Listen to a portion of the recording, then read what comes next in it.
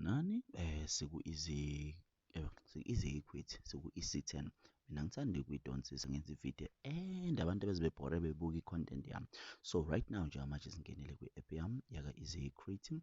I'm trying to show you ukuthi the time I was preaching, get guys, let's buy EC10. EC10 ayihluphi kakhulu for people that are beginners, abasaqala nje ukungena lo mkhakha wama-crypto, abazi lutho ukuthi which cryptos they can buy, abaka-understand lutho.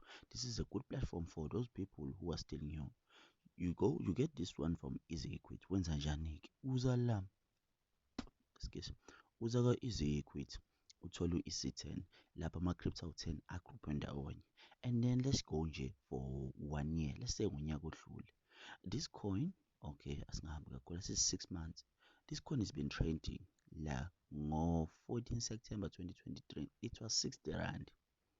Right now isidlalela ku 161. So which means how much profit have you made?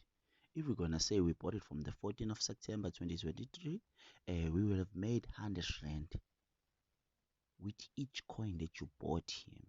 Yayibona le nto le. So uma hleze sisho ukuthi ama-cryptocurrencies ane-bearish market, ane-bullish market, you need to understand ukuthi ilapho-ke wena ozokwazi ukwenza khona imali hla mese kuyi-bullish market. Uma kuyi-bearish market, when you wait until it drops and then you buy when it's cheap. You buy low, you're gonna sell high.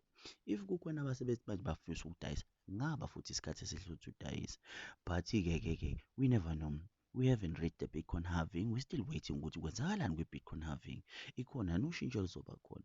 Uma lube khona lokho kuzojabulisa abantu abaningi abasebawathengela ama-crypto. So njengamanje masithi mengikhuluma ngo-EC10 bengikhuluma ngawo wonke-ke lama-crypto lami. Ama-cryptocurrencies lawo kwamanye ama-app uyakwazi ukuwathenga ahamba nga-1. But lana asuke sekwenzela ukuthi kube lula ukuthi uthenge egruphe ndawonye as one package. So as you can see kunama-percentage la eceleni bayakutshengisa ukuthi ikuphi lapha bathathe khona kakhulu, ikuphi lapha bathathe khona kancane. And lokhu kuyashintsha-ke isikhathi esiningi, especially kulama-coin asemancane like o-Shiba Inu, o-Tron, kuye kushintshe-ke lapho. But lokho don't put it in your mind. Wena mawazi khona i-Bitcoin lapha ezone-Ethereum, you are safe. Because if you check those cryptocurrencies right now, they are doing better. So asibonge kakhulu. Enye video ngizoyenza elandelayo ngizobe ngichaza bayibiza bathi easy crypto, lapho sobe sesidive in phakathi konke ama-cryptocurrencies. Njengamanje guys, we in the bullish market and abalalela bayajabula, abafunda bahappy. Kodwa laba abacabanga ukwenza imali esheshayo, Nkosi yami, sorry, this is not a platform for imali ephuthumayo. This is a platform lapho ufuna ukwenza nje imali kancane kancane, sikhule ngolwazi. Asibonge.